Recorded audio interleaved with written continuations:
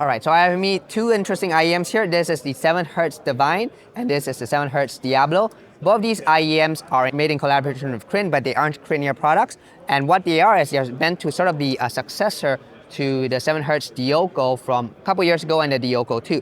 Now, what's interesting about these IEMs, obviously as successors to the Dioko, is that they are planar IEMs and they use that planar driver. However, they are modified so that you don't get the typical planar characteristic, that 2K peak and then plateauing around 3K. I think they properly try and shift those peaks so that it actually becomes more tonally balanced. Anyway, that's just kind of the background. I think they cost about $150 each, can't remember. The funny thing about these IEMs is every time I look at them, I think of that meme, you know, can I be your angle or devil? And that's kind of what this is. So this IEM is kind of more the angel. It's meant to be more neutral. While this one it's pretty bassy. It's meant to be, when you want a lot of bass, that's when you put this on. In my opinion, I think both are actually pretty good. I like the Divine a little bit more. It's definitely a cleaner sounding IEM for sure. Maybe depending on your preferences, maybe a little bit thin, but it's definitely a nice listen.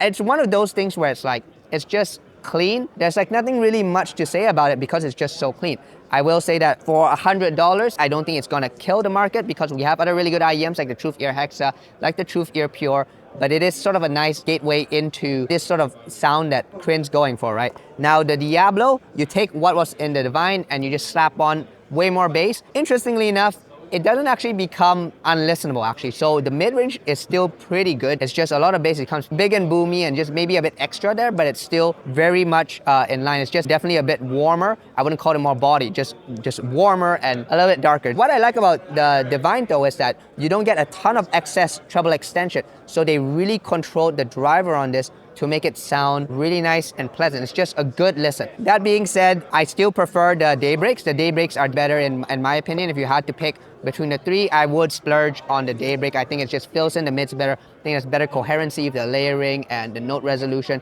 The bass presentation is also better. And the other thing I'm gonna complain about this really quick before I go is that this cable is awful. Whoever decided to put this big of a cable on here, I don't know what you're doing. The other thing is that this shell is pretty nice, but yeah, the cable just makes it fit weird. Anyway, have a great day.